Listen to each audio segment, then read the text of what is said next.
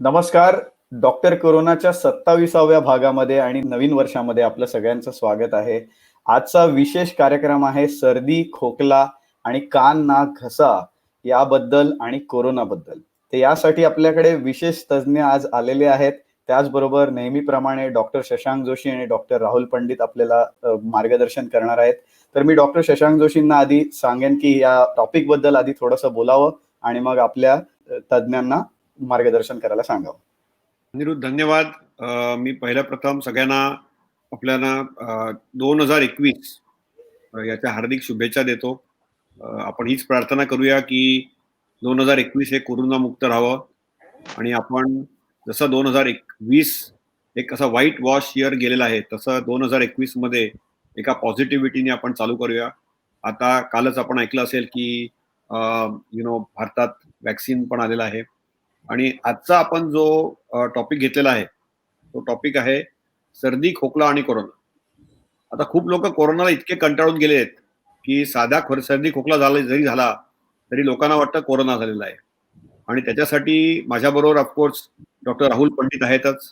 ते फोर्टिस हॉस्पिटलमध्ये डायरेक्टर आहेत पूर्ण फोर्टिस ग्रुपचे क्रिटिकल केअर स्पेशालिटीज मध्ये.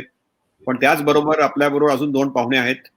एक आहेत डॉक्टर आशिष भूमकर म्हणून. ते जगप्रसिद्ध कान, नाक, घसा तज्ज्ञ आहेत. त्यांनी खूप गोष्टींमध्ये खूप संशोधन केलेलं आहे. त्यांच्याही खूप कॉन्फरन्सेस चालू असतात. आताही ते मला वाटतं ऑपरेशन मधूनच बाहेर आलेले दिसत आहेत आणि त्यांचा पोशाखही तसा आहे. आणि त्यांना कोविडमध्ये खूप पहिल्यापासूनच म्हणजे नाकाचा वास जातो किंवा चव बदलते हे अगदी मार्च पासूनच मी आणि आशिष बोलत आलेलो आहोत कोविड बद्दल. आणि हा जो कोरोनाचा आपण मराठी कार्यक्रम चालू केला ह्याचं ऍक्च्युली श्रेय ना मला जातं ना राहुलला जातं. हा ऍक्च्युली श्रेय जातं सोनाली मॅडमला. कारण सोनाली ताईंनी ठरवलं की तुम्ही हे सगळे इंग्लिशमध्ये प्रोग्राम करता, मराठीत का नाही करत मराठमोळ लोकांसाठी. आणि त्याही स्वतः कान, नाक, घसा तज्ज्ञ आहेत. तर त्याही आज आपल्याला सर्दी, खोकला आणि कोरोनामध्ये जॉईन करणार आहेत. तर आतला हे आपले 2 पाहुणे आहेत आणि मी सोनाली ताई तुमचं खूप अभिनंदन करतो की तुम्ही आम्हाला दोघांना प्रोत्साहन देऊन आम्ही हा मराठी कार्यक्रम चालू केला आणि तो यशस्वी झाला असं आम्ही म्हणू शकतो. आणि सगळ्यांनाच मी 2021च्या शुभकामना देतो. राहुलजी, तुम्हाला आता चालू करायचं आहे. पहिला प्रश्न तुम्ही द्याल डॉक्टर भूमकरना. मॅडमना प्रश्न मात्र मी विचारेन. जरूर जरूर. आपण याला एक गप्पांचं रूप देऊया प्रश्नोत्तर पेक्षा. हो. अगदी गप्पा आहेत. आणि सर्वप्रथम सर्व प्रेक्षकांना डॉक्टर जोशींना, डॉक्टर भूमकरांना आणि सोनालीला सगळ्यांना माझ्याकडून नववर्षाच्या हार्दिक शुभेच्छा. आणि पहिला प्रथम प्रश्न मी डॉक्टर भूमकरांना विचारू इच्छितो की कोविड बरोबर म्हणजे हा पण कोविड एक व्हायरसच आहे. मग या कोविड व्हायरस मध्ये आणि आपला जो नॉर्मल होतो जो दुसरा खोकला, सर्दी, खोकला होतात, जे काही रायनो व्हायरस झाला, इन्फ्लुएन्झा व्हायरस झाला, त्याच्यामध्ये असं काय एवढा मोठा बदल आहे की कोविडचा जो खोकला आहे तो कोरडा असतो, कोविडमध्ये सर्दी फार होत नाही आणि बाकीच्यांमध्ये सर्दी होते. तर त्याच्याबद्दल थोडंसं तुम्ही जे आता मगाशी आपलं ऑफलाईन गप्पा चालू होत्या की फिजिओलॉजी आणि पॅथॉलॉजीतला फरक, तो जरा आम्हाला आमच्या प्रेक्षकांना थोडं मराठीत समजावून सांगा की नेमकं फिजिओलॉजी म्हणजे काय आणि पॅथॉलॉजी म्हणजे काय. सर्वात थँक्यू राहुल आणि सर्वांना ऍब्सोल्युटली हॅपी न्यू इयर. 2021 जाणारच आहे कारण आपण खूप चांगल्या टास्क फोर्सच्या गायडन्स खाली आहोत आणि I think Maharashtra has done a great job आणि definitely I am confident looking at the trend की आता कोरोना मुक्त होणार आपण, असं आत्मविश्वास आहे. सर्वात मोठा दिलासाचा हे की कोरोनाची सर्दी जी आहे ही ओली नाहीये. नाकात जी कन्व्हेन्शनली तुम्हाला सर्दी व्हायची बिफोर कोरोना किंवा नॉन कोरोनाची, नाक गळलं. कोणी मला म्हटलं शिंकाल्या नाक गळलं की मी जरा पहिला सांगतो बाबा, you can be rest assured this is unlikely to be corona. की तुम्ही रुमाल घेऊन नाक शिंकरत बसलात, कारण कोरोनामध्ये उलट होतंय, कोरडेपणा येतोय, एक ड्रायनेस येतोय, एक जळजळ येते नाकामध्ये. सो ओलं आणि कोरडं ह्या 2 गोष्टी. सर्वात पहिला क्लिनिकल याच्यामध्ये फ्रॉम हिस्ट्री आय स्टार्ट की नाकातनं पाणी येतंय आणि नुसतंच हे होतंय, ठीक आहे. Most likely not to be corona. दुसरं, एक डिस्प्रपोर्शनली प्रत्येकाला कधी ना कधीतरी रेग्युलर फ्लू होऊन गेलाय, तर त्याला माहितीये त्या फ्लू मध्ये त्याला कितपत विकनेस येतो. हा कोरोनाचा विकनेस जो आहे ह्या सर्दी खोकल्याबरोबर जर का दसपट, मी मुद्दामून एक्झॅजरेट करतो पेशंटला बोलताना, की दसपट जास्त आहे का पहिल्यापेक्षा, तर खूपच एक्झॅजरेटेड सेन्स ऑफ फटीग किंवा एक्झॉशन असेल. These two symptoms are helping me first step navigate करायला. आता ते का बरं असं होतं, कारण त्याचा बॉडीचा इम्युन रिस्पॉन्सच वेगळा आहे अजून. म्हणजे तो नेझल सिम्पटम त्याचे एक वास जाण्या इतपतच आहेत, अदरवाईज नाकामध्ये ती काय रिॲक्शन देत नाहीये. जी काय रिॲक्शन येते ती लोअर रेस्पिरेटरी ट्रॅक मध्ये येते आणि ती इरिटेशनच्या निमित्ताची आहे, म्हणून तो कोरडा खोकला आहे. तिथे म्युकस वगैरे बनायला तेवढा वेळच नाहीये, त्याच्या आतच लोकांना सिम्पटम्स तयार होतात.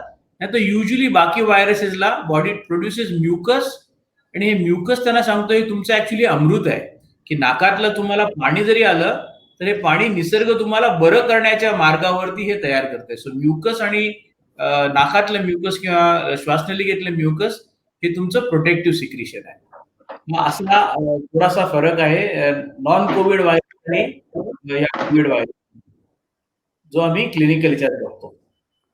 छान छान. तर अगदी बरोबर सर, अगदी बरोबर म्हणाल. जोशी साहेब. सोनाली ताई, आता तुम्ही रोज रुग्ण पाहता आणि आता काय की खूप आपल्या इथे ना अलर्जी हा शब्द खूप कॉमनली वापरला जातो. आणि आता काय की कित्येक लोकांना असं वाटतं की कोरोना जरी झाला तरी मी कित्येक असे रुग्ण पाहिले ज्यांना कोरोना होता, पण त्यांनी ते अलर्जी म्हणून अंगावर काढून टाकली. आणि 7-8 दिवस गेले, अलर्जीची औषधं घेतली त्यांनी, त्याच्यानंतर त्यांना वाटलं ते बरे झाले अलर्जीमधून, आणि एक आठवड्यानंतर ते कामावरही रुजू झाले आणि त्यांच्यानंतर मग त्यांची तब्येत ढासळली. आणि असा एक पेशंट मी राहुलच्या अंडर इकडे फोर्टिसला ऍडमिटही करावं लागला मला.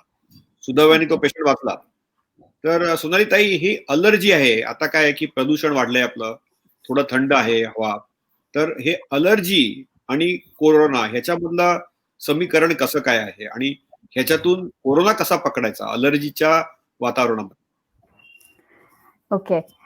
तुम्ही अगदी बरोबर म्हणालात. ENT सर्जन्स कडे येणारे सर्दी असणारे अर्ध्या लोकांना ॲलर्जिक रायनायटिस असतो. खूप कॉमन आहे. Perennial allergies, dust mite allergies ज्या आहेत आपल्याकडे भयंकर कॉमन आहे. आपण स्पेशली मुंबईमध्ये ह्युमिड क्लायमेट आहे, त्यामुळे डस्ट माइट्सची ॲलर्जी फार कॉमन आहे. सीझनल ॲलर्जीजमध्ये पोलनच्या ॲलर्जीज आहेत, त्या पण बऱ्याच कॉमन आहेत. तर ॲलर्जीचे पेशंट्स तसेही आपल्याकडे 12 महिने येतच असतात आणि मोस्ट ऑफ द पेशंट्स जे असतात त्यांना ती एक प्रिव्हियस हिस्ट्री असते. म्हणजे आता जर असं अचानकच ह्या शिंका, नाकातनं पाणी सुरू झालं, की जे ॲलर्जीचा हॉलमार्क आहे, जे हे सिम्पटम्स आहेत, स्नीझिंग, रनी नोज, नाकातनं पाणी येणं आणि शिंका येणं, हे 2 मेन सिम्पटम्स आहेत. नंतर नेझल कंजेशन, नेझल ब्लॉक, मग कधी कधी पोस्ट नेझल ड्रिप होते, घशात कफ जमा होतो, डोकं दुखतं, ह्या सगळे जनरली अलर्जीशी रिलेटेड. डोळ्यामध्ये खाज येते, रेअरली कधी कधी ड्राय कफ पण येतो अलर्जीमध्ये. पण जनरली हे पेशंट सांगतात तुम्हाला की हे आम्हाला असं अधूनमधून होत असतं किंवा मला हे चालू आहे, असं जनरली असतंच मला हे. पण तसं नसेल आणि सुरुवातीलाच असे सिम्पटम्स जर एखाद्याला डेव्हलप झाले तर कोरोनाच्या अगेन जसं भूमकर सर म्हणाले की नाकातनं पाणी, शिंका हे जनरली कोविडमध्ये दिसत नाही कॉमनली.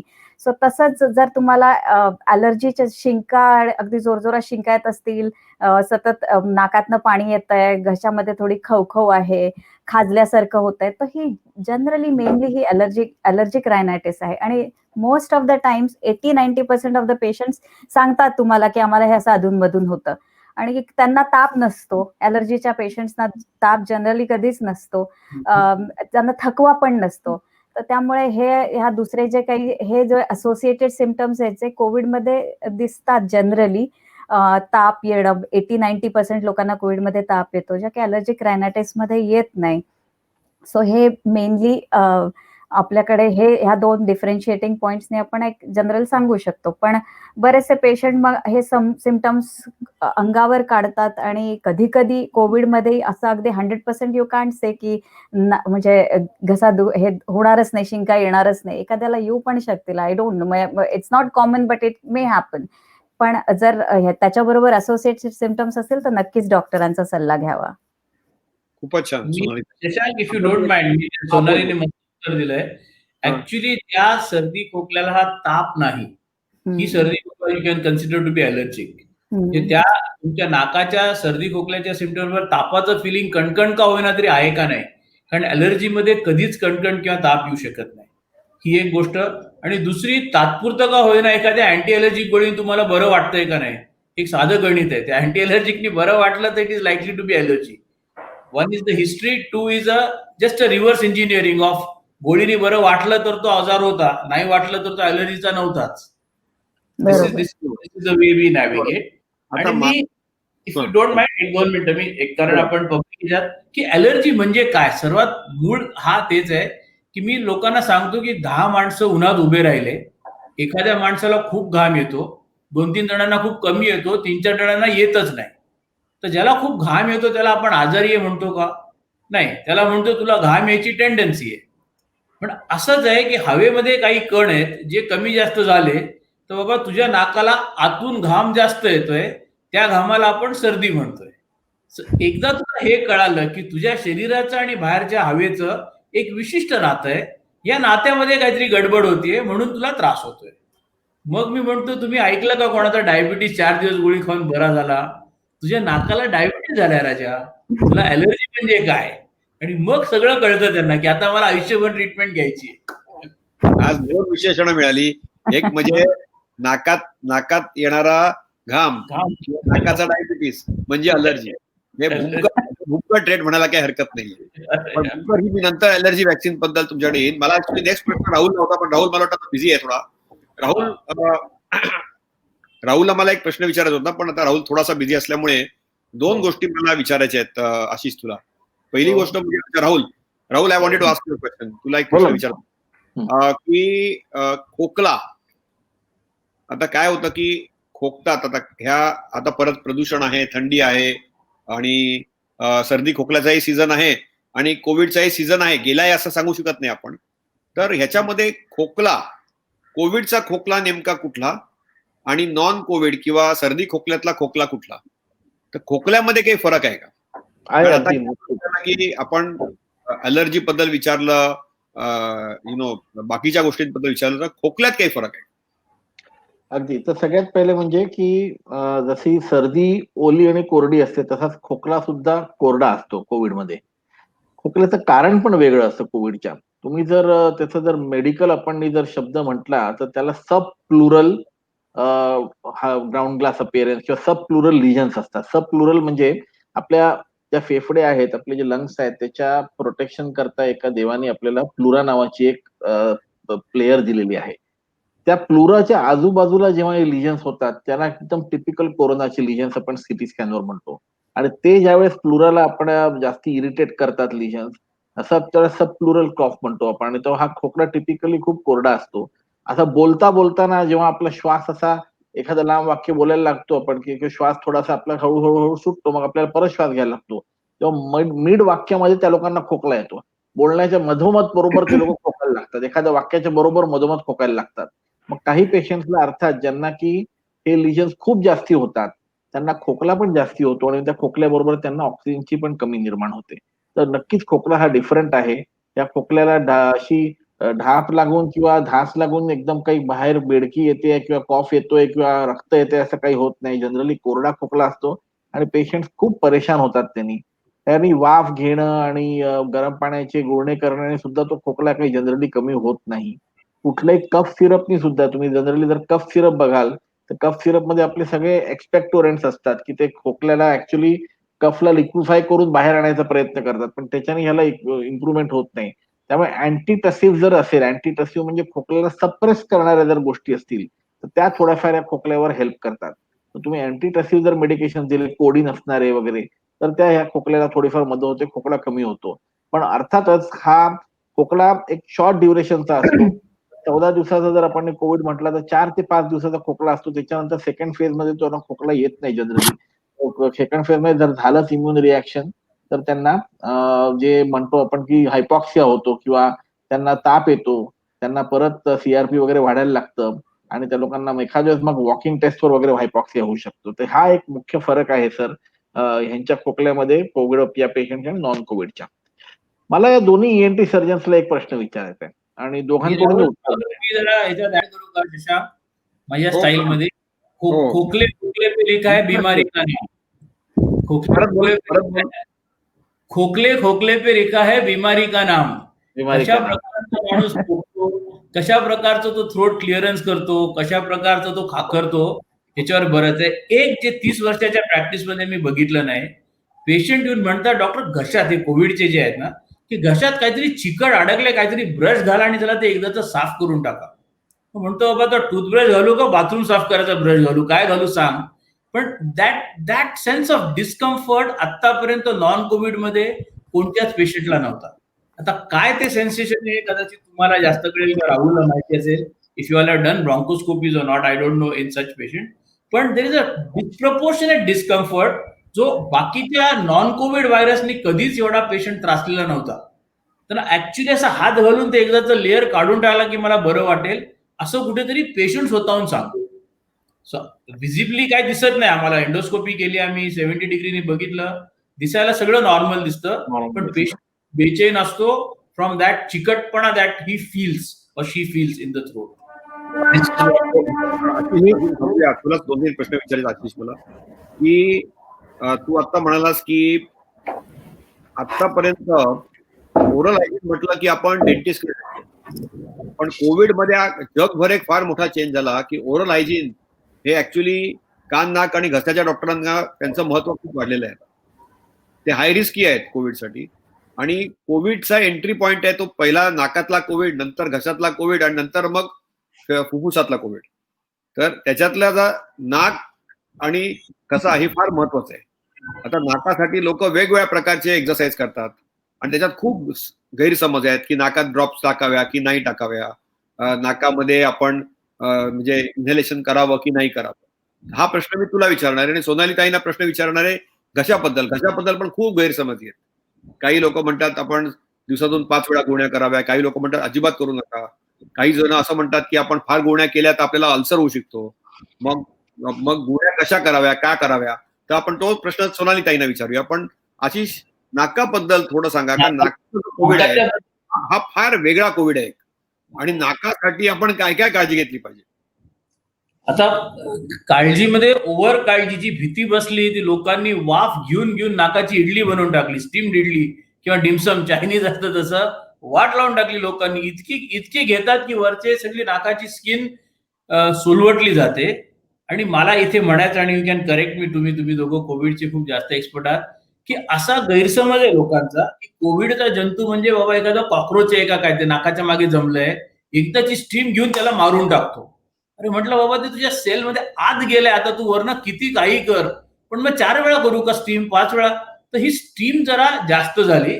आणि सोनाली बोलेल काड्याबद्दल, तर मी म्हणतो आता काड्याला घरामधनं काढा, असं माझं एक वाक्य सुरू झालंय की same over doing the heat कुठेतरी डोक्यात गेलं की हीटनी हा जंतू मरतो. तो लोक नुसते बंबाड करतायत. नाक म्हणजे गेटवे ऑफ कोविड असं मी त्याला आधीच टायटल देऊन टाकलं की जे काय करायचंय. कारण मास्कच्या वेळी आपण बोललो, लोक आपले इथे मास्क ठेवतात. अरे म्हटलं बाबा मला प्रोटेक्ट करतो, पेशंटला म्हणतो, पण तुला कसं प्रोटेक्ट करायचं, तुझ्या नाकात ना एंट्री होणार आहे. सो कोविडचा मेन विलन किंवा मेन प्लेअर ऍक्च्युली नाक आहे. तर तुमचा मास्क नाकावरनं घसरला नाही पाहिजे, इथपर्यंत आतापर्यंत सायन्सला कळतं. त्याच्या पुढे तुम्ही नाकाच्या आत काय करता का नाही करता ह्याच्यावरती काय होतं नाही होतं अजून आपल्याला माहिती नाही. पण फॉर शुअर स्टीम घेऊन काय फायदा होत नाही. नाकाची काळजी जे नियमितपणे जलनेती करतात ना, हे सर्वात उत्तम आहे. पण ही नियमितपणे, आपल्याकडे काय होतं, कोणत्या तरी समर कॅम्पला योगा क्लास करतात लोक, शिकतात ते टेक्निक, पण मग विसरून जातात. मग पुढच्या वेळी त्यांना कधी जेव्हा चिकार सर्दी होते, सायनस होते, त्यावेळी ते नळाचं पाणी घेऊन करतात आणि अजून इन्फेक्शन वाढवतात.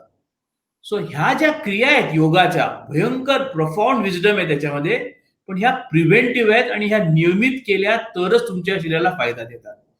ऐनवेळी तुम्ही चुकीच्या वेळी त्या गोष्टी केल्या तर ऍक्च्युली नुकसान होतो. आणि फार क्वचित तो एवढा डिसिप्लिन पेशंट येतो जो नियमितपणे जलनेती इज, मी खूप स्ट्रॉंगली ऍडवाइस करतो, but on a daily basis.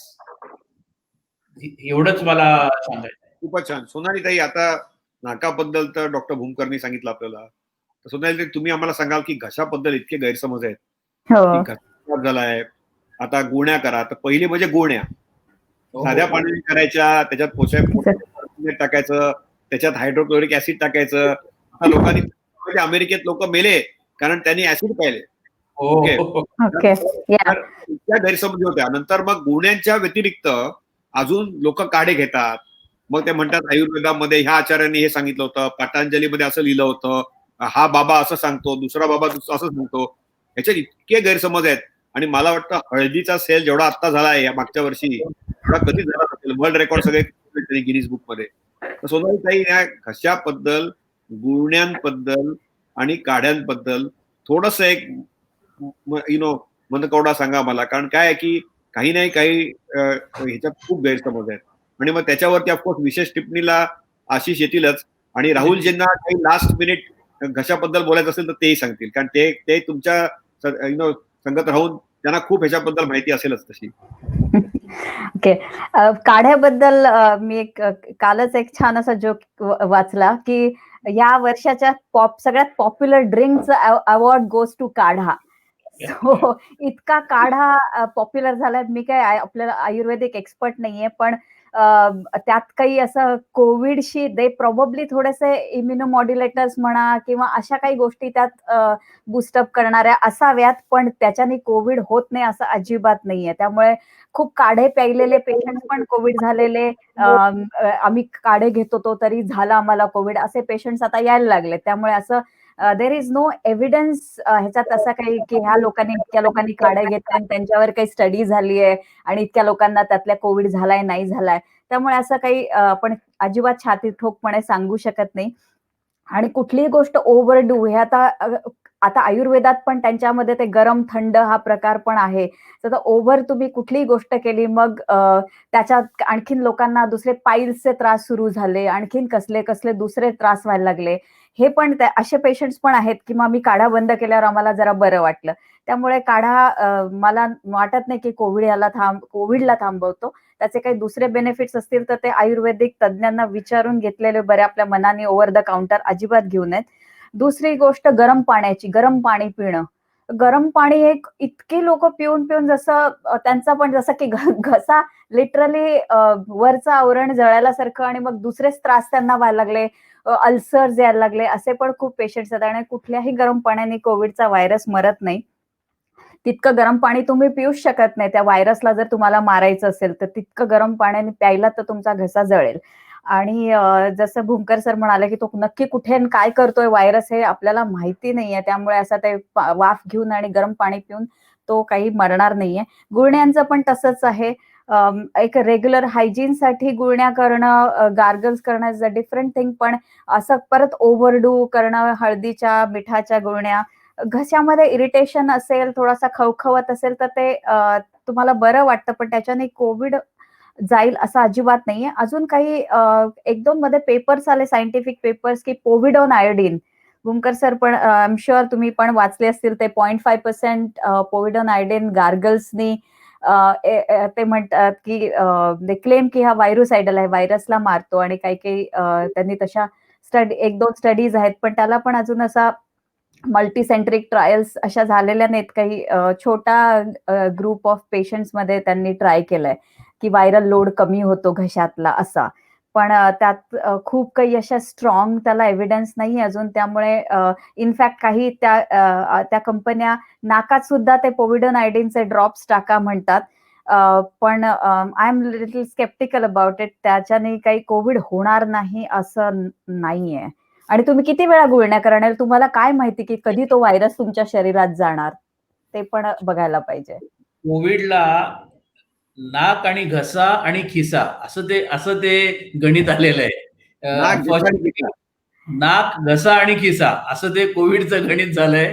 त्यामुळे कोणी काही उठावं आणि काही विकावं आणि बिचारे लाचार लोक, त्यावेळी पीपल टेंड टू बिलीव्ह की कुठेतरी त्यांना तो सपोर्ट वाटतो. पण खूप गैरसमजाने, पण माझ्या मते दॅट गैरसमजाचा pandemic was bigger than the covid pandemic.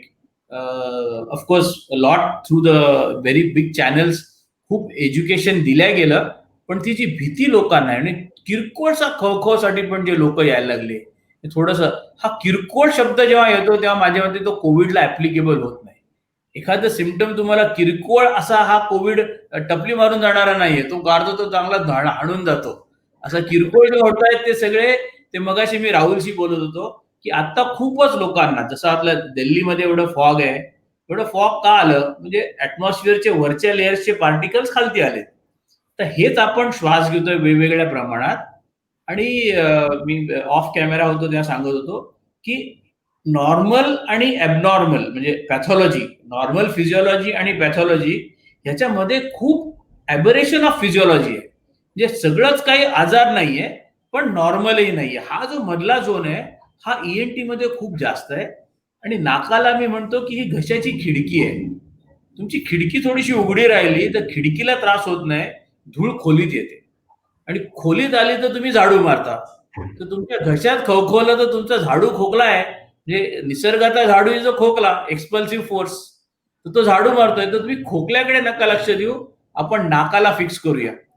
आणि ह्या आत्ताच्या डिसेंबर टू व्हॅलेंटाईन्स सगळ्यांना मी नाकामध्ये सॉल्ट वॉटर स्प्रे किंवा नाकात तूप आणि तोंडात साखर, हे माझं एकदम स्टँडर्ड ट्रीटमेंट आहे. की नाकाला लुब्रिकेट करा. साधं तेल टाका, गरीब माणूस असेल तर मग खोबरेल तेल टाक, खूप पैसे असतील तर बदामाचं तेल टाक, आल्मंड ऑइल तेल टाक, पण नाकात जे आपल्या आजीने आणि पूर्वजांनी जे सांगितलं होतं थंडीच्या वेळी, ओठाला साय लावा किंवा तूप लावा, आणि नाकाच्या भयंकर फिजिओलॉजिकल बेसिस आहे.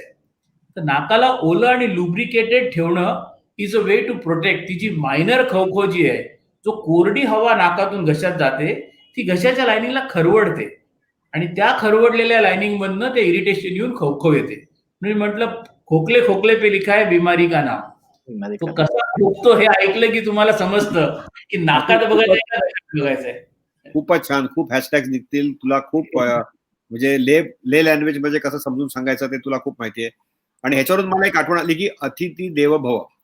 आपल्या संस्कृतीमध्ये आपल्या घरी जेव्हा कोणी यायचं पूर्वी पण, तेव्हा पहिला तो पूर्ण हात पाय धुवायचे, तोंड धुवायचे, गुळण्या करायचे. आपल्या घरी कधी बघा, आपल्या पूर्वजांच्या घरी जेव्हा लोक येत होते तेव्हा जे आपला जो अतिथी देव भव होतं, आणि उंबरठ्याच्या बाहेर सगळं हात पाय धुवून आत येणं, आणि नंतर नो टच टेक्निक म्हणजे नमस्कार करणं, ह्याच्यामध्ये ऍक्च्युली कोविडमध्ये हे खूप ऍप्लिकेबल होतं. आणि पूर्वी साथी येत होते असं नव्हतं. प्लेगची साथ आली होती, स्पॅनिश फ्लूची साथ आली होती. तर ह्या सगळ्या गोष्टी आशिष तू म्हणतोस ते अतिशय बरोबर आहे. पण राहुल, मला तुला असं विचारायचं आहे की हे आपले दोन्ही आजचे जे बॅट्समन आहेत ते अतिशय स्ट्रॉंग बॅट्समन आहेत, सर्दी खोकल्या. आणि आशिषने सांगितलं ते मला खूप आवडलं की नाक हे गेटवे आहे, म्हणजे भारताचे गेटवे आहे आणि कोविडचे गेटवे आहे. आणि घसा जो आहे तर तो त्यांनी प्रत्येक गोष्टीसाठी एक एक विशेषण उदाहरण दिलेलं आहे.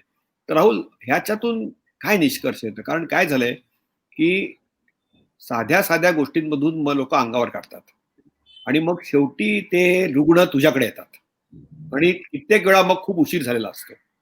तर ह्या साध्या चुका नाही हो म्हणूनच आपण हा प्रोग्राम घेतोय. तर राहुल, अशा काही वॉर्निंग सिम्पटम्स आहेत का, की वॉर्निंग साईन्स आहेत का नाकामध्ये किंवा कशामध्ये, जेणेकरून लोकांना एक रेड सिग्नल झाला पाहिजे की बाबा आता मात्र आम्ही पंडित डॉक्टरांकडे गेलं पाहिजे, राहुलजींकडे, सोनालीताईंकडे नाही किंवा आशिषजींकडे नाही. तर हे कधी ठरवायचं आणि कसं ठरवायचं?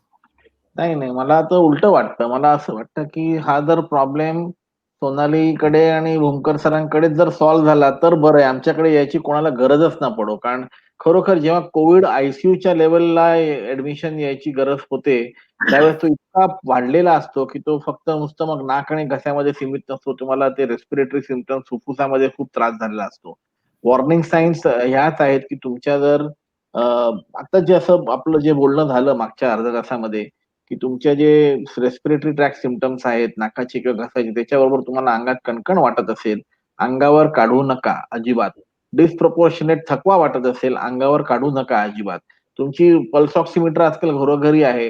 तुमची जर नाडी प्रपोर्शन पेक्षा फार जास्ती वाढली असेल, कारण कोविडमध्ये ते पण मी एक बघतो की हार्ट रेट जो आहे, बेझल हार्ट रेट, तो 110-120 बऱ्याच पेशंट्सला जातोय. आणि थोडं पण एक्सरसाइज केली की तो अजून एक 10-15 बीट्सनी वाढतो. त्या या सगळ्या गोष्टींना जर होत असतील तर तुम्ही लगेच जाऊन तुमच्या डॉक्टरला, ईएनटी सर्जनला दाखवा.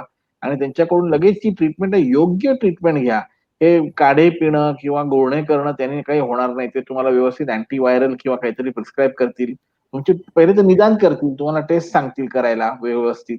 टेस्ट जर तुमची पॉझिटिव्ह आली तर तुम्हाला त्या दिशेने तुम्हाला काय ट्रीटमेंट घ्यायचं त्याच्याबद्दल सांगतील आणि ते तुम्हाला वॉर्निंग साईन्स सांगतील. जेव्हा एखादा डॉक्टर वॉर्निंग साईन्स सांगतो की ही वॉर्निंग साईन झाली तर लगेच तू हॉस्पिटलला जा. त्यामुळे त्या डॉक्टरचं ती सूचना आपल्या मनात ठेवून अगदी तंतोतंत पाळणं फार आपल्या गरजेचं आहे. साधं नॉर्मल पेशंट त्याच्यावर मग डिस्कशन नको करायला की अरे ह्यानी सांगितलं. कारण बरेच वेळा काय होतं ते दुसऱ्या डॉक्टरला विचारतात. दुसरा डॉक्टर म्हणतो हाँ वो भूमकर ने बोला होगा पर तू 2 दिन रुक सकता है म्हणजे झालं. मग ते सोनालीकडे येणार. मग ती म्हणणार नाही नाही 2 दिवसा आधीच जायला पाहिजे होतं. मग हे सगळे कन्फ्युजन ऍड होतं. तुम्ही एक डॉक्टर चूज केलाय त्या डॉक्टरवर पूर्ण विश्वास ठेवा. त्या डॉक्टरने सांगितलेली सूचना तुम्ही ऐका. म्हणजे तुम्हाला त्याच्याबद्दल काही त्रास होणार नाही. मी 2 प्रश्न, एक प्रश्न दोघांनाही विचारू इच्छितो आणि हा दोन्ही तुम्ही एका मागोमागे एक उत्तर द्या त्याचं. याच्यात मी एकच ऍड करतो. शशांक आणि राहुल, इथे आता डॉक्टरचं ओपिनियन राहिलाच नाहीये. प्रत्येक नागरिक has become a doctor. Covid specialist doctor हे सगळे पेशंटच बोलतायत. सीआरपी कितना है मगर सिटी चेस किया है क्या सिटी में? अरे म्हटलं बरं बाबा तू काय करतो पायलट आहेस, मी चालू का तुझं प्लेन, बस माझ्या प्लेन मध्ये मी चालवतो. म्हणजे ह्या लेवलला आशिष तू सीआरपी म्हणालास म्हणून मी एक तुला छोटीशी गोष्ट सांगतो. 3 वर्ड आहेत सीआरपी. सीआरपी 1च्या खाली असेल तर काहीच काळजी नाही. सीआरपी 10च्या असेल तर छातीत धडधड. सीआरपी 100च्या वरती असेल तर राहुलजी व्हेंटिलेटरवर पेशंट आणि मग सीपीआर ची काळजी. CRP leads to CPR. 1च्या खाली असेल सीआरपी तर काही काळजी नाही. 1 ते 10 मध्ये असेल तर थोडी धुकधुक. आणि सोनाली तू मी आपण मॅनेज करू शकतो. 10 ते 10 पासून तो फास्ट वाढायला लागला. 10 तासात जर का सीआरपी 10च्या वरती गेला आणि 100 पर्यंत पोहोचला तर राहुल किंवा सीपीआर. ही गोष्ट सीआरपी आणि सीपीआरच्या अगोदरची जी स्टेप आहे ती लोक गाळतात. त्याला म्हणतात पीसीआर. सीआरपी ओके आणि सीपीआर. ह्या तिन्ही गोष्टी मी त्याचं गंमत म्हणून म्हणतोय की आपण बरोबर आहात तुम्ही. आणि एक गोष्ट आहे मात्र की आता आपण हा कार्यक्रम करतोय ह्याचं हेच ध्येय होतं की लोकांना थोडी जागृती घेऊन करेक्ट इन्फॉर्मेशन देणं महत्वाचं आहे. आणि काय आहे की रोज कोविड बद्दल वेगवेगळ्या गोष्टी येतात आणि कोविडचा स्ट्रेनही बदलतो. तर राहुलजी आता प्रश्न विचारतायत तुम्हाला दोघांना. त्याच्या अगोदर एकच स्पष्टीकरण करतो. हे new strain, new virus, new strain रोज नवीन नवीन काहीतरी येतं. ओके तर हा जो स्ट्रेन आलेला आहे तो स्ट्रेननी काय घाबरायची काही कारण नाही आपल्याला. आपण मागच्यालाही बोललो होतो याच्याबद्दल. पण 2 गोष्टी अगदी स्पष्ट आलेल्या आहेत की ह्या नवीन स्ट्रेनचा प्रादुर्भाव फास्ट आहे आणि ज्यांना कोमॉर्बिडिटी नाही आहेत आणि वय वर्ष त्यांची कमी आहेत म्हणजे लहान मुलांपासून यंग लोकांकडे पण हा स्ट्रेन फास्ट येतोय. आणि युके मध्ये 80% 90% जो हा आलेला स्ट्रेन हाच आहे. तर आशिष आणि सोनालीताई आता राहुलच्या प्रश्नांबद्दल तुम्ही थोडस एक मनोगत करा. माझा प्रश्न हा आहे की काही असे कॉम्प्लिकेशन्स आहेत ईएनटीचे कान नाक घशाचे स्पेसिफिकली जे की अर्थात दुसऱ्या आजारांमध्ये पण होत असतील ते पण कोविड मध्ये प्रामुख्याने दिसत आहेत. आणि अशा कॉम्प्लिकेशन्स बद्दल तुम्ही आतापर्यंत तुमच्या प्रॅक्टिसमध्ये दोघांनी काय काय पाहिलं जे की टिपिकली कोविड करता आहे किंवा बाकीच्यात पण दिसतं पण कोविड मध्ये जास्ती दिसून आलं. मी एक एक्झाम्पल तुम्हाला देतो. मध्ये पेपरमध्ये म्युकॉरमायकोसिस बद्दल बरंच बोलणं झालं होतं. तशा 2-3 गोष्टी अजून आहेत त्या तुम्ही सांगा. मग एखादा काही स्पेसिफिक गोष्ट असेल तर मी तुम्हाला विचारतो. पण ह्याच्याबद्दल तुम्ही आमच्या प्रेक्षकांना थोडं सांगा दोघे जण की हे कॉम्प्लिकेशन स्पेसिफिक टू ईएनटीचे स्पेस आहेत आणि कधी कधी बाकी कुठलाही सिम्पटम नसेल परंतु हा सिम्पटम असू शकतो कोविडचा किंवा बाकीच्या सिम्पटम्स बरोबर सुद्धा हा सिम्पटम दिसू शकतो. तर मे बी डॉक्टर भूमकर पहिले तुम्ही मग सोनाली. ऍक्च्युली ना हे एक मायक्रोबायोलॉजी म्हणजे हे जे व्हायरस आणि फंगस आहे यांचं एक वादळच आलेलं आहे. ऍक्च्युली कोविड हा खूप इझिली डिटेक्ट झाला कारण सगळीकडे. पण ह्या पिरियडमध्ये जे इतक्या वर्ष बघितलं नाही तितके आठवड्यामध्ये किंवा महिन्यामध्ये येणारे पेशंट फंगल इन्फेक्शन्सचे हे जे म्युकॉर मायकोसिस जे आहे हे फंगल, हे ऑपॉर्च्युनिस्टिक फंगल इन्फेक्शन आहे. डायबिटिक्स किंवा अनकंट्रोल डायबिटिक जे असतात त्यांच्यामध्ये होतं. आम्ही रेअरली हे पेशंट बघायचो, पण आता एकदम झपाट्याने हे आले आणि हे खूप डेंजरस, म्हणजे 15-20 दिवसामध्ये तुमचा जीव जाऊ शकतो. कारण असं विचित्र फंगल इन्फेक्शन आहे की जे नाकातून पटकन डोळ्याचे जे आपले रक्तवाहिन्या असतात त्याच्यातनं ते पटकन चढून, कारण हे रक्तवाहिन्यांमधनं स्प्रेड होणार आहे, नॉट फ्रॉम द बोन किंवा म्युकोजा. त्याच्यामधनं जाऊन पटकन ब्रेन मध्ये जाऊ शकतं आणि ब्रेन मध्ये सो ती डोळ्याची जी वेन आहे त्याच्यातनं ते पटकन जातं. मग ह्याचं प्रमाण खूप वाढलं. सुदैवाने फक्त डायबिटिक्स मध्ये होतं ते. असा मी नॉन डायबिटिक पेशंट कोण बघितला नाही. ऑल्दो आता रिसेंटली मी जे ऑपरेट केलं, he was in his mid 50s. कारण जनरली 70-80 वर्षाची अनकंट्रोल्ड वयाने पण त्यांची सिस्टम, डिफेन्स सिस्टम वीक होता, त्यांना बघितलं. पण राहुल, मी ऍक्च्युली एप्रिल मे मध्ये आणि त्या मुलीला शेवटी आम्ही जून मध्ये ऑपरेट केलं जेव्हा आपला लॉकडाऊन. एक्झिस्टिंग ज्यांना कानामधनं पस यायचा, की पूर्वी बाबा खूप वर्ष अधूनमधून येतोय, तुम्ही गोळ्या खाल्ल्या आहेत, कान कोरडा होतो, 6 महिने त्याच्यावरती ते होते, बरे होते, मग परत यायचं. अशा लोकांना अचानकपणे वेगाने त्यांचं कानाचं इन्फेक्शन वाढलं, इतक्या लेवलला की कानाच्या आतल्या कानाला 2 भाग असतात, एक ऐकण्याचा आणि एक बॅलन्सचा भाग. तर हा सडनली बॅक्टेरियल इन्फेक्शन जे वाढलं त्यांनी बॅलन्सच्या भागाला पोखरायला सुरुवात केली. त्याला इंग्लिश मेडिकल लॅब्रिन्थ फिस्चुला. अचानक चक्कर उलट्या येऊन पेशंटला, कानामधनं पाणी येणाऱ्या पेशंटला चक्कर उलट्या येऊन या पेशंटचं बहिरे पण यायला लागलं. हे असे आम्ही जवळजवळ 10-12 पेशंट बघितले त्या एप्रिल मेच्या पिरियडमध्ये आणि झपाट्याने वाढले. म्हणजे सीटी स्कॅन केले, हे एक झालं. दुसरं, कानामधनं जे पस येत होता, जे डायबिटिक्स आहेत ते मॅलिग्नंट ओटायटिस एक्सटर्ना म्हणतात, त्यांच्यामध्ये पटकन चेहऱ्याला पॅरालिसिस यायला सुरुवात झाली लोकांना. ती कानाची सूज इतकी पटकन वाढत गेली यांची, जी इतके वर्ष जात नव्हती. होत होतं, पण प्रमाण एकाचं 5 पट झालं. हे डेफिनेटली सम बायोलॉजिकल, म्हणजे वादळच मी म्हणतो त्याला, some riot that is happening, आणि this is very scary. There is no question की हे खूप स्केरी आहे. दुसरं मला माहिती नाही, आणि I should talk to you privately, की लोकांना मसलचे हे टीएम जॉईंट हेडेक्स, नेकचे हे नेक रिलेटेड चक्कर, ते something also going wrong with the muscle metabolism. त्याला I cannot attribute to the virus or the fungus, but something is not going right. आणि फारच extra प्रमाण झालंय लोकांचं हेडेक आणि माइंड गिडीनेसली यायचं. These are the few things की माझ्या प्रॅक्टिस मध्ये जो बदल बघतोय मी बदलत आहे. कोविड एरियामध्ये. सोनाली, तुम्ही काय काय बघितलं? हो, कोविडच्या सिम्पटम जसे भूमकर सरांनी सांगितले, त्याच्या बरोबरच एनॉस्मिया, जो आपल्याला माहितीये की वास कमी येणं किंवा वास येणं बंद होणं, हे कोविडच्या पेशंट्समध्ये खूप कॉमनली बघायला मिळतं. आणि बरेचसे पेशंट्स आमच्याकडे पहिल्यांदा येतात, डॉक्टर थोडंसं अंगात कणकण होती आणि मग एक दिवस, मी एका माझ्या पेशंटची गोष्ट सांगते. त्याची यंग पर्सन, त्याची बायको कोविड पॉझिटिव्ह होती, वॉज हॉस्पिटलाइज्ड, आणि ह्याचा फक्त एक दिवस थोडासा किंचित ताप, माइल्ड टेम्परेचर होतं आणि नाकाचा वास गेला.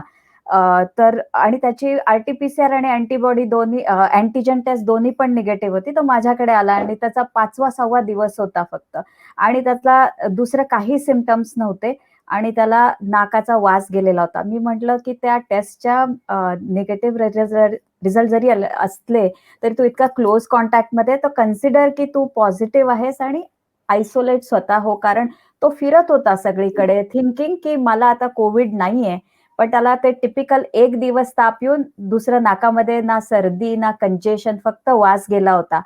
सो अशा पण लोकांनी लक्षात ठेवलं पाहिजे की जर तुम्ही स्ट्रॉंग कोणा कोविड पॉझिटिव्हच्या कॉन्टॅक्टमध्ये घरचा असेल पॉझिटिव्ह आणि तुमची टेस्ट जरी निगेटिव्ह आली, तरी हे जर सिम्पटम्स असतील तर तुम्ही होम आयसोलेशन पाळलं पाहिजे. कारण तुम्ही असे बाहेर जर फिरत राहिलात आणि सगळीकडे जात राहिलात तर तुम्ही स्प्रेड करू शकता व्हायरस. आणि त्या माणसाची नंतर अँटीबॉडी टेस्ट 1.5 महिन्यानंतर पॉझिटिव्ह आली होती. सो असं सांगू नाही शकत की निगेटिव्ह आलेल्या टेस्ट म्हणजे तुम्ही 100% निगेटिव्ह, कारण तिथे स्ट्रॉंग हिस्ट्री होती. असे एनॉस्मियाचे पेशंट्स खूप येत आहेत. आणि या कोविडच्या म्हणजे ईएनटी प्रॅक्टिसमध्ये वास जाणारे पेशंट्स नेहमी तसे पण येतात. पॉलिप्स असले नाकात ते येतात, काही दुसऱ्या व्हायरल इन्फेक्शन्सनी जातात. पण कोविडनी जो नाकाचा वास जातो तो जनरली सडन असतो आणि जनरली तो रिकवर लवकर होतो. म्हणजे काही बरेचसे आता पेपर्स पब्लिश झाले त्याच्याबद्दल युरोपमधून, अमेरिकेमधून. तर जनरली 2 to 3 वीक्स मध्ये हा रिझल्ट नॉर्मल परत वास यायला लागतो. तर ह्याच्यामध्ये काही लोकांमध्येच हा प्रोलॉंग चालतो. जनरली 3 to 6 मंथ्स पर्यंत पण असे काही पेशंट्स आहेत की त्यांना अजूनही वास येत नाही. पण जनरली हा 3 ते 4 आठवड्यामध्ये पूर्ण रिकव्हर होतो. सो असे पेशंट्स बरेच येत आहेत. कारण पहिल्यांदा त्यांना वास येत नाही तर ते ENT कडे येतात. दुसरी गोष्ट, मी काही 2-3 पेशंट्स हिअरिंग लॉसचे बघितलेत. सडनली कानाचं ऐकायचं एक बाजू निकामी झाली. असे पेशंट्स आमच्याकडे खूप, ऍक्च्युली ते 2-3 पेशंट्स मी बघितले, ते तिन्ही ICU ऍडमिशन्स होते आणि जोपर्यंत ते आमच्याकडे आले ऑलरेडी त्यांना 3 वीक्स होऊन गेलेले होते. आणि जनरली याच्यामध्ये आपण स्टिरॉइड देतो हे अशा प्रकारचं हिअरिंग लॉस असेल तर.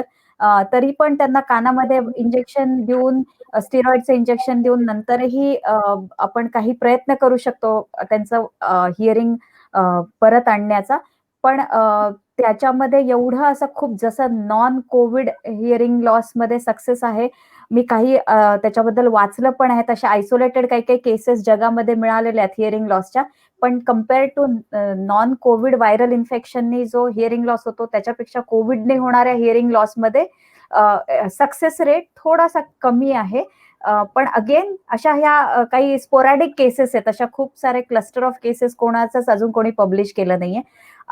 आणि दुसरं एक पण आहे, सार्स जो व्हायरस होता त्याच्यामध्ये नाकाचा वास जात नव्हता. तो पण ह्याच फॅमिलीतला असूनही, पण हा काहीतरी वेगळा त्या फॅमिलीचा असूनही हा व्हायरसने नाकाचा वास जातो.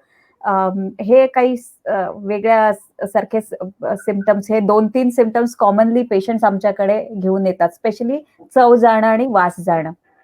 मग या दोघांकडून तुमच्याकडून ऐकू इच्छितो की मग हे लोकांनी घाबरायचंय का हे एकदम फार कमी प्रमाणातल्या पेशंट्स मध्ये? कारण आमच्याकडे एखादाच पेशंट येतो जसं की म्हणतो की मला ऐकू येत नाही वगैरे करून. बहुतेक पेशंट्स, 99% पेशंट्स श्वासाचा त्रास घेऊनच येतात. तर हे जे तुम्ही दोघांनी सांगितले कॉम्प्लिकेशन्स ते किती कॉमन आहेत? अॅनॉस्मिया जो वास जाणं हे युरोपमध्ये आणि अमेरिकेमध्ये जास्ती कॉमनली पाहायला गेलं एशियन कंट्रीच्या कम्पॅरिझन मध्ये. आपल्याकडच्या पेक्षा तिकडूनच जे सगळे पब्लिकेशन्स आहेत ते त्यांच्याचकडून आहेत. इव्हन चायनामध्ये पण सुरुवातीला जेव्हा सुरुवात झाली चीनमध्ये, त्यांच्याकडे सुद्धा हा जो वास जाण्याचा प्रकार आहे हा इतका रिपोर्टेड नव्हता ऍज कम्पेअर टू युरोप आणि अमेरिका, जिकडे 50 to 60% पॉप्युलेशननी कंप्लेन केलं की वास गेलाय. आपल्याकडे पण अराउंड 30 to 40% जे माइल्ड सिम्पटम्स ज्यांना आहेत, फॉर्च्युनेटली जेव्हा नाकाचा वास जातो हा कोविड जो तुम्हाला होतो हा माइल्ड कोविड आहे. फक्त माइल्ड कोविड तुम्हाला जरी असला तरी तुम्ही तो स्प्रेड दुसऱ्यांना करू शकता. म्हणून तुम्ही काळजी घेणं जरुरी आहे आणि आयसोलेट स्वतःला करणं आणि डॉक्टरांचा सल्ला घेणं. हिअरिंग लॉसचा एवढे अजून इतके कॉमनली फार पेशंट्स नाही आहेत फॉर्च्युनेटली. त्यामुळे त्याच्याबद्दल जरी झालं तरी ताबडतोब डॉक्टरकडे जायला पाहिजे. कोविडचं आणि वासाचं गणित मांडलंय सायन्सनी. अॅनॉस्मिया म्हणजे कोविड मध्ये अॅनॉस्मिया, पण सडन सेन्सरी हिअरिंग लॉस झालं, सडनली कानाचा फ्यूज उडाला, हा कोविडमुळे आहे का नाही आम्हाला माहित नाही. बरोबर. आजच्या स्थितीत याचे इन्सिडेंट्स वाढलंय. तर हे कोविड काय त्याचं नातं आहे अजून आम्हाला माहित नाही. ते मायक्रोक्लॉट्स होत आहेत, पण या patient not necessarily he may test positive or have any other symptoms. पण ऐकू न येणं, सडनली ऐकू न येणं म्हणजे कानाचा हार्ट अटॅक. त्याला 24 तासात तुम्हाला ट्रीट करायलाच पाहिजे. त्या 24 तासात तुम्ही नाही केला तर तुम्हाला मग ते इलेक्ट्रिकल सिस्टम उडाली. कान अटॅक आहे, कान अटॅक. हा? कान अटॅक. नाही म्हणजे अर्जन्सी, कारण लोकांना काढतात सर्दी आहे, दडा आहे, तर टिपिकली ते आमच्याकडे 4थ्या किंवा 5व्या दिवशी येतात. इव्हन डॉक्टर्स की अरे नाही वाटलं दडा आहे, काहीतरी वॅक्स टाकून बघितलं, सर्दी बघितली, व्हॅल्साल्वा केलं, आणि दॅट 24 hour पिरियड सडनली. आणि हल्ली काय सगळे ते इयरफोननी करतात ना, त्यामुळे घरात प्रत्येकाची ऑडिओमेट्री होऊनच जाते. ऐकायला कमी यायला लागलं की तो हेडफोन खराब झालाय किंवा कान खराब झालाय, तो बदलून बघा हेडफोन आणि बघा. So but hearing loss not taken lightly. Sonali बोललं तसं आम्हाला आता इन दिस कोविड इरा जे ओरल स्टिरॉइड द्यायची जी आमच्याकडे लिबर्टी होती ती मेडिकली गेलेली आहे. त्यामुळे आम्हाला पटकन कानात स्टिरॉइड टाकायला लागतं. It is a safer option, but nonetheless it is an option आणि वी शुड एक्सरसाइज. तर जेवढा तुम्ही पटकन, साधी हिअरिंग टेस्ट करायला लागते, त्याच्यात तुम्हाला कळालं की आतलं इलेक्ट्रिकल सिस्टम बिघडली आहे, तर तुम्हाला स्टिरॉइड शिवाय दुसरं कोणतंच औषध अजून प्रूव्हन नाहीये.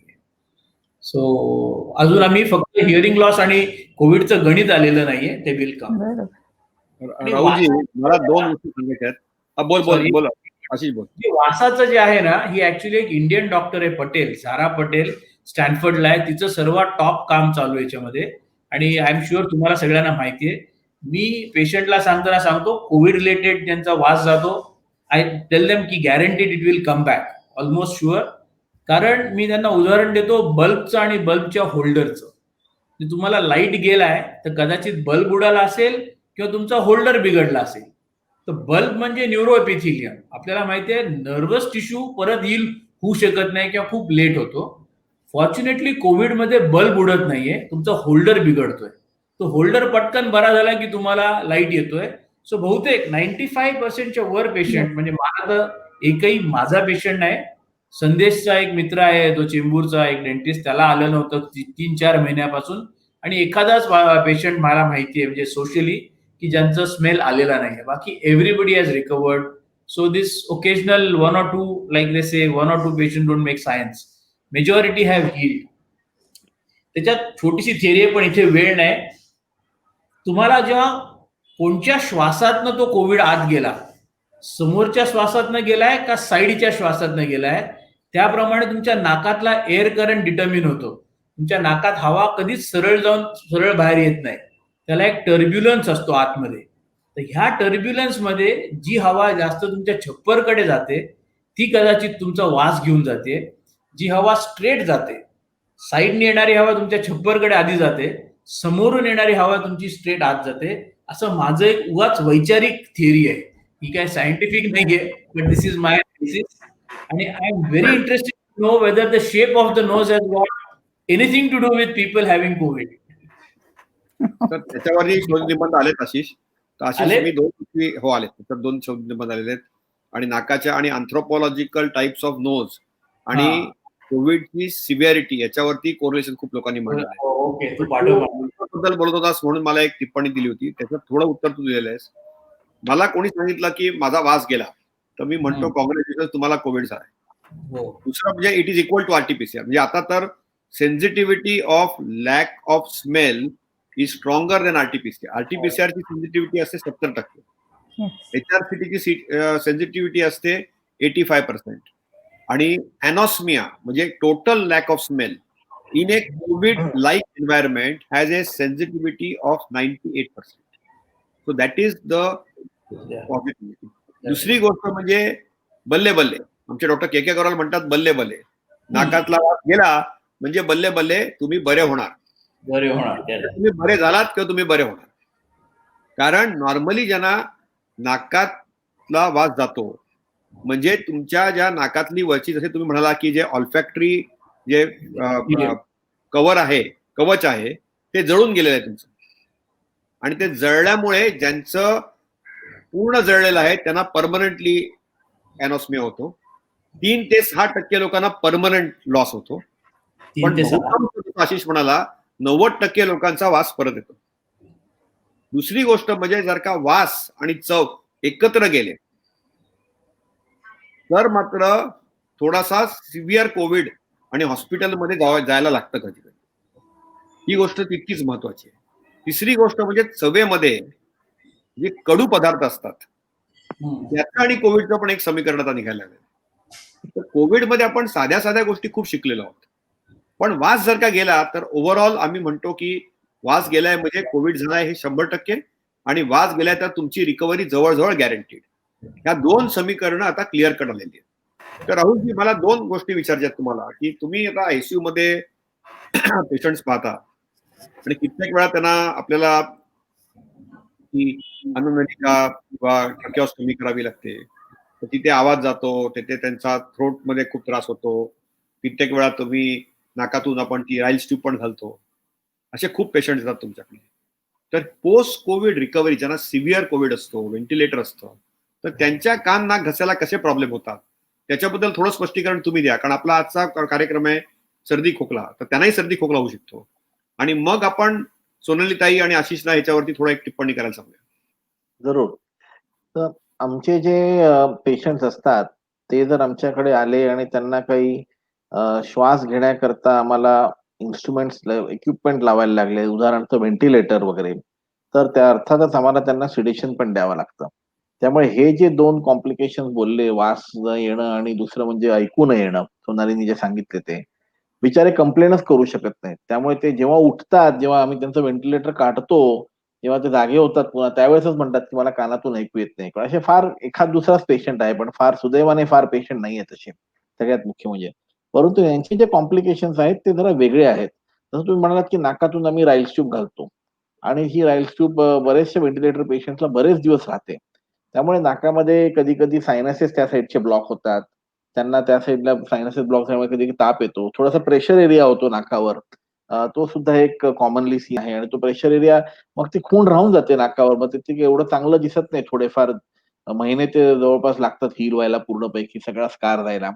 तसंच बऱ्याचशा पेशंट्स आम्हाला ट्रॅकिओस्टोमी देखील करावी लागते आणि ट्रॅकिओस्टोमी करायचं आमचं प्रमाण साधारण जर आम्ही 100 पेशंट व्हेंटिलेटरवर घातले, 40 पेशंट्सला ट्रॅकिओस्टोमी लागते. कारण एव्हरेज व्हेंटिलेशन टाईम जो आहे कोव्हिडमध्ये तो आमच्या युनिटमध्ये साधारण 9 दिवसाचा आहे. एकदा व्हेंटिलेटरवर गेले की 8 ते 9 दिवस व्हेंटिलेटरवर राहतात ते लोकं. त्यामुळे बरोबर बऱ्यापैकी पेशंट्सला आम्ही ट्रॅकिओस्टोमी 6व्या-7व्या दिवशी त्यांच्या व्हेंटिलेटरच्या 6व्या-7व्या दिवशी करतोय. अर्थात सगळ्याच ट्रॅकिओस्टोमी आम्ही परक्युटेनियस करायचा प्रयत्न करतो. परक्युटेनियस म्हणजे आम्ही डायलेट करून ट्रॅकिओस्टोमी करतो आणि अर्थात ती ट्रॅकिओस्टोमी राहते त्यामुळे ते ट्रॅकिओस्टोमीची केअर ऑपरेशन आपलं पेशंट बरा झाल्यानंतर ट्रॅकिओस्टोमीची केअर थोडे दिवस करावी लागते. पण सुदैवाने सगळ्या ट्रॅकिओस्टोमीज आम्ही काढू शकलेलो आहोत. म्हणजे थोड्या दिवसात जसं त्यांचा श्वासोच्छवास बरा झाला, त्यांना ऑक्सिजनची रिक्वायरमेंट नाही राहिली, ते स्वतः व्यवस्थित जागे झाले, खोकायला लागले व्यवस्थित की आम्ही ते ट्रॅकिओस्टोमी काढू शकतो. तर हा एक दुसरा एक कॉम्प्लिकेशन आहे ट्रॅकिओस्टोमीचा. तिसरी गोष्ट म्हणजे की एक ओरल हायजीनला थोडासा फटका बसतो जेव्हा पेशंट व्हेंटिलेटरवर जातो तेव्हा. कारण तोंडामध्ये ट्यूब असते, नाकातून नळी असते आणि शेवटी हे जे आपण जसं झोपून उठल्यावर आपल्या तोंडामध्ये एवढा काही चांगला वास नसतो. आपण सकाळी ब्रश करतो लगेच. ती गोष्ट जी आहे ती नर्सिंग केअर किती चांगली झाली, माउथवॉश किती चांगला झाला तरी नैसर्गिकरित्या आपण जे स्वतः करू शकतो, तेवढं हायजीन चांगलं राहत नाही. त्यामुळे यू कॅन समटाईम्स पेशंट्सला थोडेफार ओरल प्रॉब्लेम्स राहतात. ओरल हायजीनचा प्रॉब्लेम राहतो. दॅट कॅन अल्सो त्याच्यामुळे कधी-कधी व्हेंटिलेटरवर सुद्धा पेशंटला निमोनिया सुद्धा होऊ शकतो. म्हणजे एक तर कोव्हिड झालेला त्यात बॅक्टेरिया जे तोंडामध्ये राहतात त्याच्यावर सुद्धा निमोनिया होऊ शकतो. तर ह्या काही कॉम्प्लिकेशन्स आहेत आणि ह्या कॉम्प्लिकेशन्सला आपल्याला एकच सांगता येईल, की त्यावेळेस या पेशंट्सला गरज होती या ट्यूब्सची, या नळ्यांची आणि म्हणून त्यावेळेस ते लाईफ सेव्हिंग होतं म्हणून आपल्याला करावं लागतं. अदरवाईज आपण प्रत्येक गोष्टीला विचार करूनच आयसीयूमध्ये करतो, की बाबा खरोखर त्यांना व्हेंटिलेटरची गरज आहे का? खरोखर ट्रॅकिओस्टोमीची गरज आहे का? खरोखर राईल्स ट्यूबची गरज आहे का? परंतु बरेच पेशंट ज्यांना की लाईफ सेव्हिंग गोष्टी कराव्या लागतात, तेव्हा या सगळ्या ट्यूब्स ज्या आहेत त्या फार इसेन्शियल होतात त्यांना ते लाईफ सेव्हिंग प्रोसिजर्स करण्याकरता आणि सपोर्ट देण्याकरता. म्हणून आम्हाला हे सगळं काही करावं लागतं. आता तुमचं दोघांचं ह्याच्याबद्दल काही काही म्हणजे म्हणणं आहे का, की तुम्ही कुठले ट्रॅकिओस्टोमीचे पेशंट्स किंवा राईल्स ट्यूबचे पेशंट्स किंवा एखादा पेशंट आयसीयूतून आलाय आणि काही कॉम्प्लिकेशन घेऊन आलाय. कारण ट्रॅकिओस्टोमीचे सुद्धा कॉम्प्लिकेशन्स बरेच आहेत, जे की आमच्याकडे कधी-कधी येत नाहीत. ते डायरेक्टली ईएनटीकडे जातात. कारण त्यांना काही सबग्लॉटिक स्टेनोसिस होतो. हे सगळ्या गोष्टी पण दिसून येत आहेत. तर डॉक्टर भूमकर आणि सोनाली दोघेही जण. मग डॉक्टर बाकीचे हे सगळे किरकोळ आहेत. फक्त एक आहे की कोणत्या पण आयसीयू मधनं, बट मोर सो कोविड मधनं आलेला याचा आवाज बदलतो. म्हणजे यांचा गॉडफादर मधला मार्लिन ब्रँडोचा गॉडफादरचा आवाज कसा किंवा अमिताभ बच्चनचा अग्निपथचा आवाज असा कैसा आहे असा असा ब्रिदी आवाज येत असतो. हा काही दिवस टेम्पररी. म्हणजे मी सांगतो त्यांना बाबा आवाज म्हणजे पेटी आहे, एक चावी आहे आणि एक त्याला भाता आहे. सध्या तुझा भाता वीक झालाय, एकदा स्वरयंत्र नॉर्मल आहे, काळजी करायचं कारण नाही. जसं तुझी लंगची पॉवर वाढेल तसं तुझा आवाज परत अमिताभ बच्चन टू नॉर्मल तुझाही होणार आहे. सो थोडे दिवस बायकोला इम्प्रेस करून बघ तुझ्या आवाजाने, एवढंच. Voice is among the post ICU the people who come to me are the people who for voice. बाकी हे जे त्यांनी सांगितले फारच किरकोळ आहेत. कुठेतरी खर्चटलं, कुठेतरी ते राईल्स ट्यूब झालं, एक खवखवणं किंवा अडकल्याचं फिलिंग येतं. ऍसिडिटी वाढते त्यांना, घशात अडकलाय. पण दोज आर रिअली किरकोळ. Voice is the only thing that I have seen in the post ICU patients. Sonali can nasal crust. Crusting ते एक ड्रायनेस आणि नेझल क्रस्टिंग ते एक कंप्लेंट मेनली असते आणि तुम्ही जसं म्हणता थोडा mild voice change, hoarseness and which usually recovers. मी 3 ते 4 पेशंट्स पोस्ट आयसीयू माझ्याकडे आलेले बघितलेत आणि all of them were all right. म्हणजे they didn't have complaint about काही अशा माइल्ड जे कॉस्मेटिक डिफेक्ट होता किंवा असं त्याच्यात काहीच नव्हतं. आणि आपण ड्रायनेससाठी त्यांना सलाईन स्प्रे आणि हे ऍडवाइस करून दे वेर हॅपी. आणि आवाज पण सगळ्या जणांचा नीट झालेला. मी तरी सबग्लॉटिक स्टिनोसिसचा एक पण पेशंट बघितलेला नाहीये पोस्ट कोविड. कोविडच्या पेशंट्सना जे स्वरयंत्राच्या खाली सूज येते किंवा लहान होतं त्याचा डायमीटर, मी आतापर्यंत तरी मी एकही पेशंट कोविडचा बघितला नाहीये तसा. सोनाली, तू गाणं पण गातेस, त्यामुळे सिंगर्स मध्ये बरेचसे सिंगर्स येतात, त्यांना सुद्धा दुर्दैवाने कोविड झालेला असतो. म्हणजे मोठे नसतील पण शिकणारे असतात बरेचसे. तर सिंगर्स या एका कॅटेगरीमध्ये तुम्ही दोघेही जण, म्हणजे सोनाली तू सांग पहिले, नंतर मग भूमकर सांगतील की काय, कारण भूमकर सरांचा मुलगा पण क्लासिकल फार छान गातो.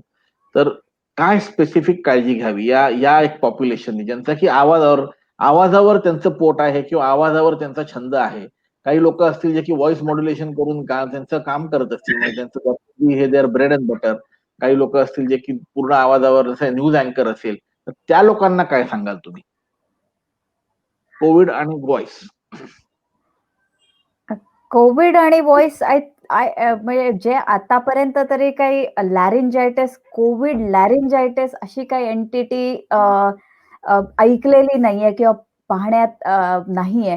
सो जो काही त्रास होतो तो नॉर्मल सगळ्यांना, कोणाला वास जाणं म्हणा किंवा घशात खवखव होणं, हेच नॉर्मल सिम्पटम्स जसे नॉर्मल बाकी सगळ्यांना होतात तसेच हे प्रोफेशनल सिंगर्स म्हणा, प्रोफेशनल व्हॉइस युजर्स, त्यांना पण हेच सिम्पटम्स होऊ शकतात.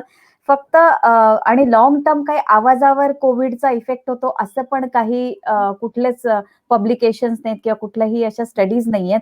त्यामुळे जशी नॉर्मल कोविडची ट्रीटमेंट सगळ्यांनी जे घेतील तशाच टाईपचं त्यांना पण घ्यायला पाहिजे. असं काही स्पेशल मला तरी माहिती नाही, डॉक्टर भूमकर सांगतील.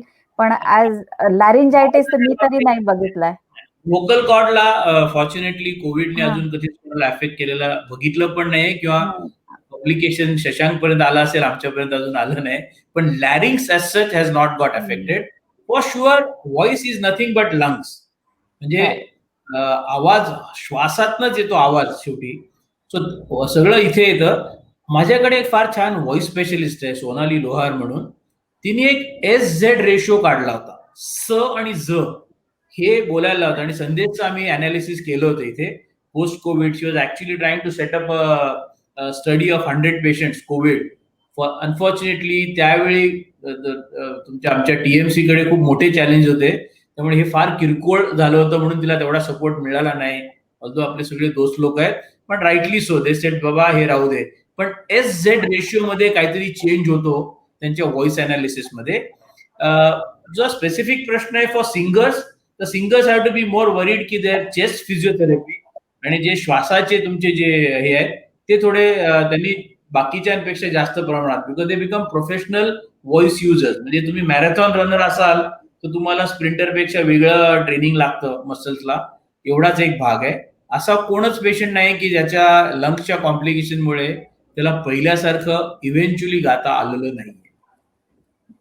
खूपच छान आशिष. मला आता एक छोटा प्रश्न विचारायचा आहे. तुम्ही दोघंही कान नाक घशाचे तज्ज्ञ आहात, तर एक कसं आहे की एक कॉफ एटिकेट आलंय, एक हँड वॉश आणि टॉयलेट एटिकेट आलंय.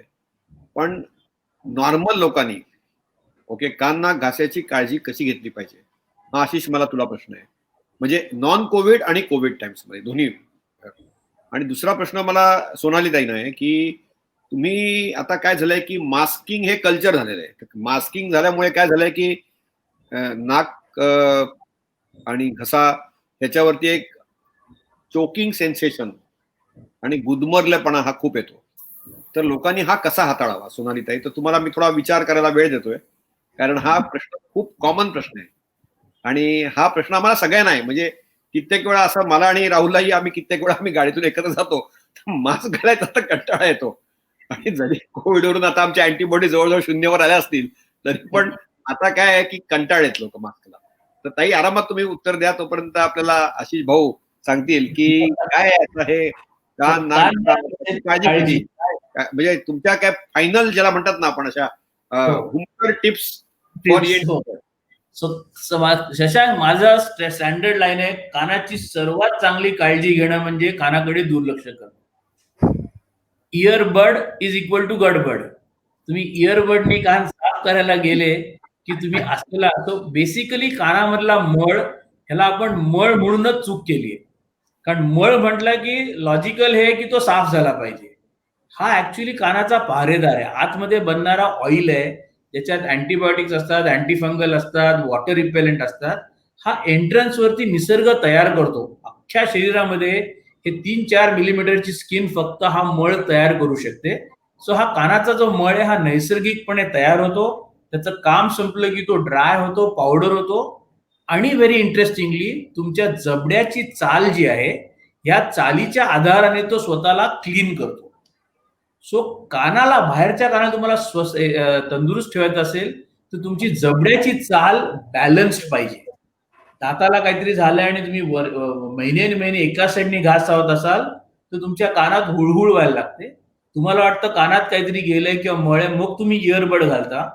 इयरबड घातला की असलेला मळ आत ढकलता, किंवा मळ नसेल तर तुम्हाला कानाचं जे बोनी कॅनाल आहे तो इयरबडला लागतो. तुम्ही त्याला खरवडता आणि तिथे इंजुरी करून इन्फेक्शन करता. कानाचा हा पार्ट झाला. तेल टाकू नये, काही टाकू नये म्हटलं, तेल फक्त कानात टाकलं तर मग फोडणी पण द्या आणि भज बनवा कानाचं. कानामध्ये तेलही टाकू नये, लहान मुलांच्या तर कधीच टाकू नये. असे माझे काही स्टँडर्ड 30 वर्षाच्या अक्युमुलेटेड अशा पंचलाईन्स आहेत. सो कानाचा पार्ट हा झाला. घशाच्या बद्दल आहे ना, ऍक्च्युली शशांक, ही lifestyle has actually screwed up. घसा is actually the seat of emotion. म्हणजे तुमच्या डोळ्यातनं पाणी यायच्या अगोदर तुमचा कंठ चोक होतो. इतकं पॉवरफुल कनेक्शन आहे इमोशनचं आणि घशाचं. सो घसा तुमचा टाईट होणं, खूप लोक रिफ्लक्स या ऍसिडिटी होते.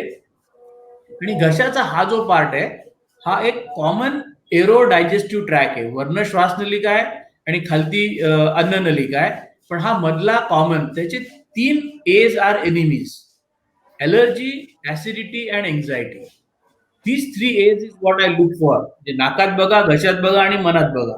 सर्वात मोठं इथे बघा की पेशंटला अजून. So these 3 A's need to be addressed by everybody. आता लाईफस्टाईल वगैरे वगैरे बोला, पण general my Mantra would be please simplify life. Covid मध्ये काय शिकलो असतो आपण तर what I wrote to you in that message also, want आणि need. Honestly, this throat is a reflection of the social culture. तुम्ही किती करताय हे तुमच्या याच्यावर आहे. आणि नाकाचं स्वास्थ्य, जसं मी म्हटलं, the only thing I know is नियमितपणे जलनेती. This is one thing that you can do for the nose. आणि जशी प्रत्येकाची, कोणाची ड्राय असते, कोणाची ऑइली असते, अशी प्रत्येकाची नाकाच्या आतली त्वचा किंवा श्वासनलिका ह्याला पण एक पर्सनॅलिटी किंवा कॅरेक्टर असतं.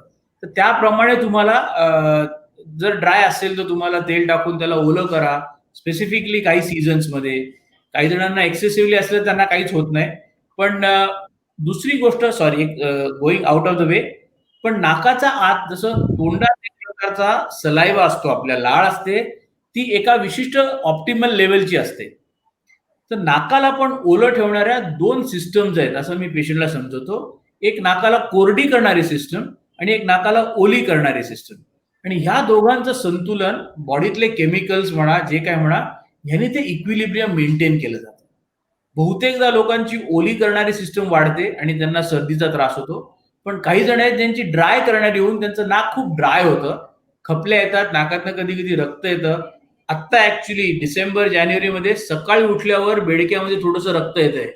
कॅन्सर झाला, फोटो काढा, कोणता फोटो लावायचा भिंतीवर, अशी भीती वाटते लगेच, स्पेशली बायकांना. सकाळी थोडंसं, आणि हल्ली फोटो घेऊन येतात ना, तर डॉक्टर बेडका बघा माझा सकाळचा, हे बघा रक्त, हे लाल, हे काळं.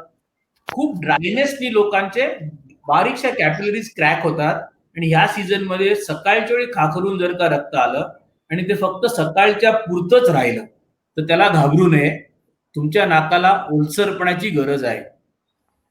तिसरी, लास्ट बिफोर आय गो, तोंडामधली लाळ जी आहे तुमची, ही तुम्ही एक्स्ट्रा करा. एखादी लिमलेटची गोळी खा, जिरा गोळी खा, आवळ्याची गोळी खा, आणि स्वतःची लाळ तुमच्या घशासाठी सर्वात उत्कृष्ट औषध आहे. नुसतं पाणी पिणं इज नॉट इनफ, कारण ते युरिन बनून जातं आणि does not, but your own saliva is your best health tonic for the wellbeing of your throat. वा. My wisdom is over. Doctor भूमकरांपासून स्वामी भूमकरांपर्यंत गेलेलो आहोत आणि स्वामी भूमकर आमच्या शो पद्धत आल्याबद्दल आम्ही खूप तुमचे आभारी आहोत. आता शेवटचा जो शब्द असतो तो नेहमी स्त्रियांचा असतो. दे आर ऑलवेज पहिला आणि शेवट. पहिला आणि शेवटचा. तर मॅडम, तुमचा शेवटचं मनोगत मॅडम. तुम्ही मास्क बद्दल बोललात आता. जसा आपल्याला आता चष्मा ही तुमची मसल मेमरी झाली, तशी मास्क ही आपली मसल मेमरी. सध्या तरी आपल्याला पर्याय नाहीये. तुम्हाला सफोकेशन होत असेल तर कापडी मास्क वापरा. तुम्ही घरात मास्क वापरू नका, पण बाहेर जिथेही तुम्ही सुपरमार्केटमध्ये जात असाल, रस्त्यावर फिरायला जात असाल, जिथे गर्दी, you don't have any option सध्या तरी. आपण वॅक्सिन येईल, हर्ड इम्युनिटी येतपर्यंत आपण कितीही कंटाळा आला तरी मास्क लावायलाच पाहिजे.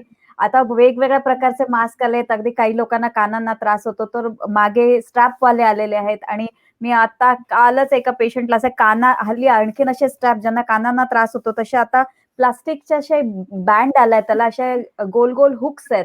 सो ज्यांचे कान दुखतात तर त्यांना ते असं लावून तिथे अडकवता येतं. सो खूप साऱ्या गोष्टी आल्या. आणि सफोकेशन होत असेल तर कापडी मास्क वापरा. आता डॉक्टर्स आणि बाकीचे लोक N95 सारखे मास्क घालून किती किती वेळ काम करतात. असं कंप्लेंट करून सध्या तरी चालणार नाही असं मला वाटतं. तुमची मसल मेमरी बनवा. मी माझ्या घरी पण स्ट्रिक्ट आहे मास्कच्या बाबतीत. माझ्या घरी आता जी मदतनीस मुलगी कामाला येते ती सुद्धा मास्क घालते. ती आल्यावर आम्ही सगळेजण मास्क घालतो.